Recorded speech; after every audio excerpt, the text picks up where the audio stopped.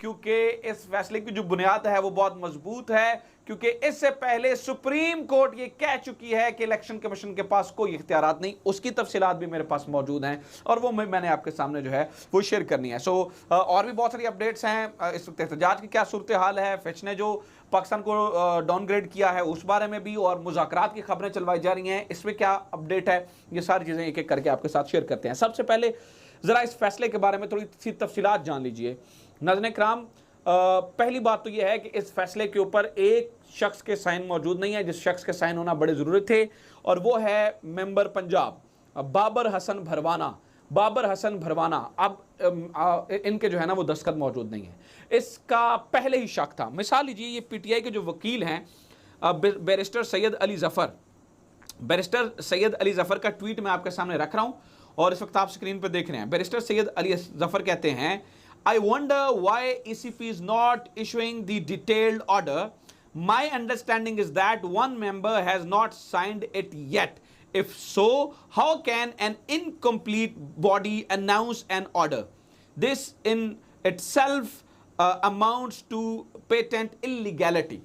ये जब फैसला लेट हो रहा था तो बैरिस्टर जो सैयद अली ज़फ़र हैं वो ये कह रहे थे तभी कि हमें इत्तला मिल रही है कि एक मेंबर ने साइन इसके ऊपर नहीं किए हैं, और अगर एक मेंबर इसके ऊपर साइन नहीं कर रहा तो इटसेल्फ जो बॉडी जो फैसला दे रही है वो ही इनकम्प्लीट है। और जब इनकम्प्लीट बॉडी होती है तो वो फैसला कैसे दे सकती है? ऑटोमेटिकली ये फैसला इलीगल हो जाता है।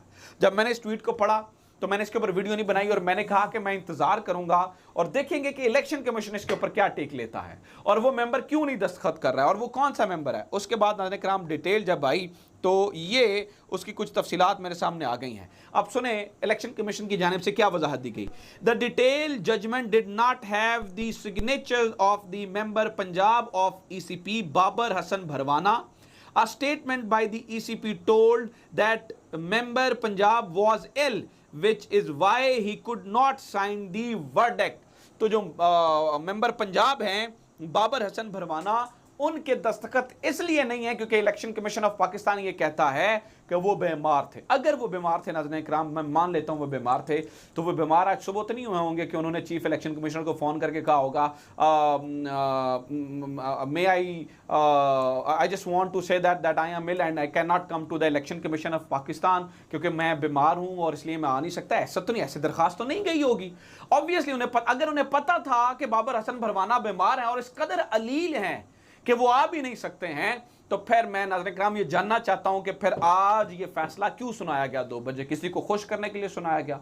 इससे पहले ये भी खबर है कि अहम तरीन बंदा वहां पे गया था और उसने जब ये कहा था कि आपने इमरान खान को नाअहल करना है तो 2 बंदों ने इनकार किया था जिनसे जोर जबरदस्ती सिग्नेचर्स करवाए गए थे। इसका मतलब है एक बंदा तब भी खड़ा हो गया जिसने कहा था मैंने सिग्नेचर्स नहीं करने, और बाबर हसन